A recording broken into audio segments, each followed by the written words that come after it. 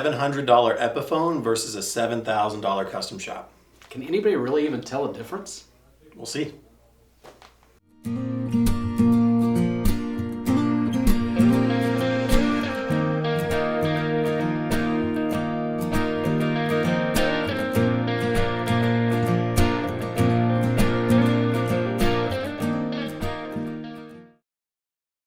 Scott and Taylor here at Edmond Music. I'm Scott. I'm Taylor. Today we're going to be doing a blindfold test.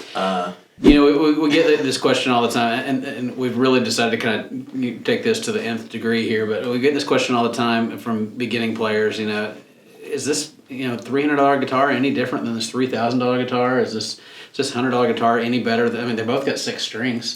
They do, a Stratocaster is a Stratocaster. But they look the same shape. They look the same shape. They've got the same configuration. In this case, we're actually going to be doing Les Pauls.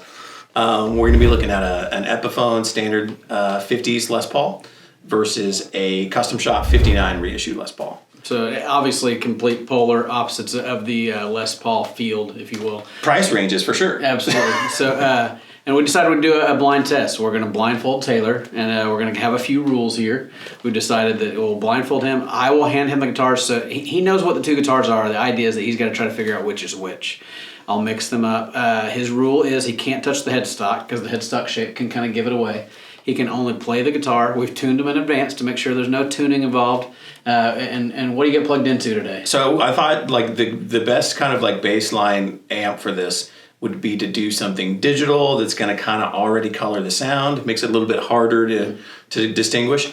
So today we've got a Fender LT25 amp we're going to go into. Just very basic, bare bones, kind of entry level amp. Great little amp for somebody that wanting some sounds and things like that. But again, like Taylor said, this is a good trying to throw the scent off a little bit. Litmus test here. So we're going to start by blindfolding Taylor. We didn't have any true blindfold, so we're going to use the old Edmond Music beanie here, and he's going to pull it all the way down over his eyes here. Yeah. Hey, can you see anything? No, I can't actually. How many fingers am I holding up? No idea. Well, good, because I wasn't holding any up, so we're good then. So, all right, so let's start here. I'm going to pick a guitar at random here. Oh wait, this is. I'm not handing it to you. Okay, I knew this. I knew this would be weird too. It's going to be a little awkward, but I like the awkward. I'm a big fan of fun. awkward. So yeah. So we will start with one of these here, and I'm going to get plugged in. Give me just a minute here. Cool. Now, no touching the headstock. You remember that? Yeah. Well, I can't see the headstock. Right. So put it in your hands there. Oh wait. Okay. There you go. Oh my God, this feels so weird to do backwards. I literally, it felt like you were gonna hand it to me backwards. So let me get it out. Here. Oh, okay.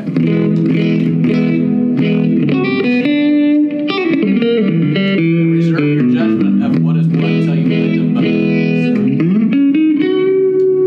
All right, so we're neck pickup. Everything's all on 10 the way it should be.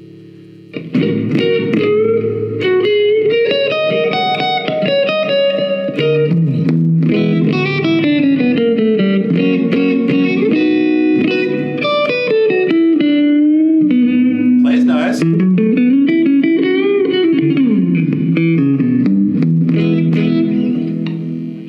Finish to somebody that's super discerning will, be a dead giveaway. All right, I'm gonna mute this here. Yeah, okay. All right. Oh, wait. There you go. Got it? Yeah. All right. Let me unmute you here.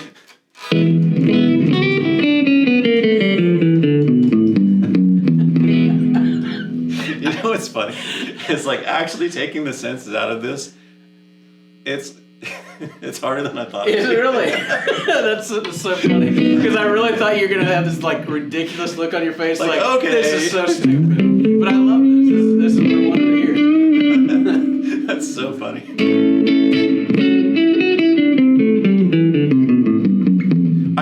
I think that I've got my eyes closed too, by the way. I'm just naturally I'm doing that. I think that this one sounds a little brighter, a little cleaner, and we're both okay. Both are neck pickups.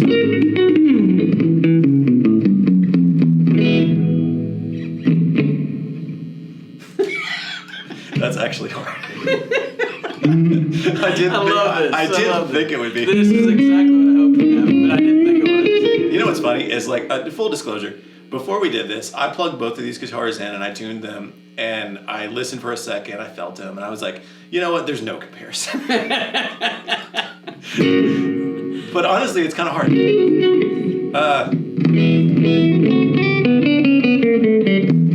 Let me feel the other one again. All right. That's crazy. That's crazy. All right. Oh wait. Okay. Oh jeez.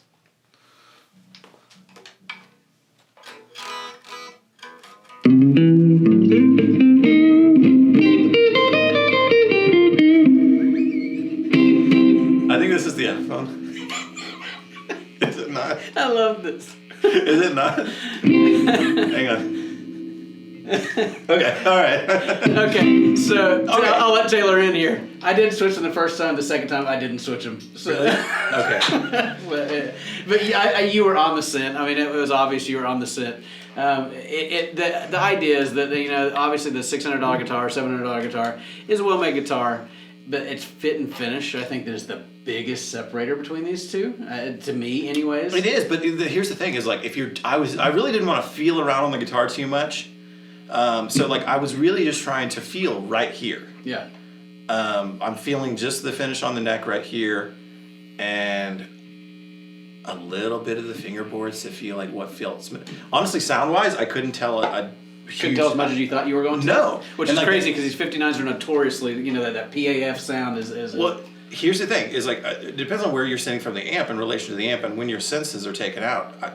This is totally crazy, but again, before when I sat down and I plugged both these guitars in and tuned them, I was sitting in front of the amp, as most guitar players are. Like most guitar players are never really behind their amp, and I could definitely hear the difference. The Epiphone sitting in front of the amp sounded muddier and fuzzier, and when I plugged in the 59, it was cleaner and crisper and more defined. But if the amp is facing away from you, it was really difficult to hear a huge difference. And I gotta be honest with you guys, like, I thought, oh, I could take the Pepsi challenge and do it blindfolded, and like, it's difficult when you take away your senses.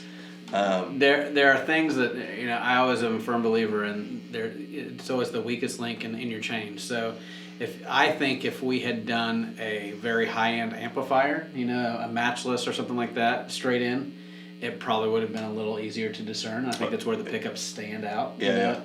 This has this little LT25 is a great little practice amp with all these effects in it, but tends to kind of mask. You can compress the stuff and So we did make this a little more difficult on Taylor than it should have been, and then my little switcheroo or fake switcheroo at the end too to really throw him off the trail.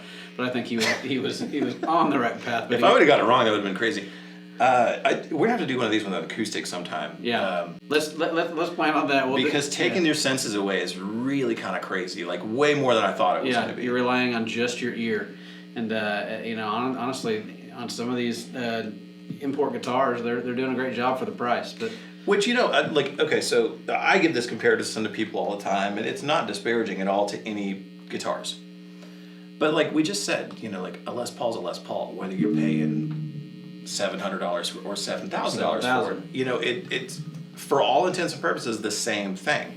The difference is refinement. I say all the time to customers, and it's like choosing guitars is like going out to dinner. You know, like your less expensive stuff is like maybe going to like a McDonald's. You know, like I love a Big Mac as much as the next guy, but it's mass produced. It's not quality. You know, as you move up, you might get into like a Chili's or an Applebee's with your kind of mid-level stuff. Then you get into a nice filet. And then, you know, the high-end stuff is like a 5-star restaurant. Absolutely. You're eating dinner either way. Yes. It's all sustenance. It's all a Les Paul. It's all a Strat. Yes.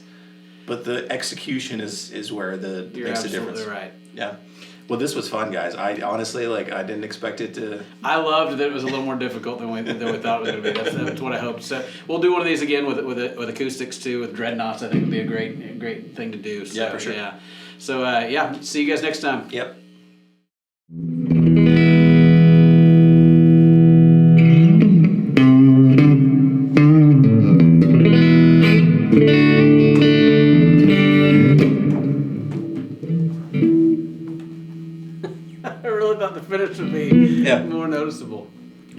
especially when you compare them. Yeah.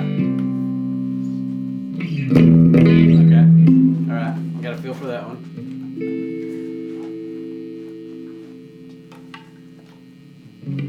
Hang on. I'm doing like you. I'm closing my eyes right now.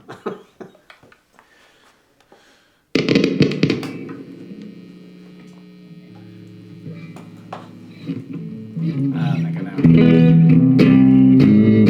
It's the Epiphone. That neck. The Epiphone neck. Yep.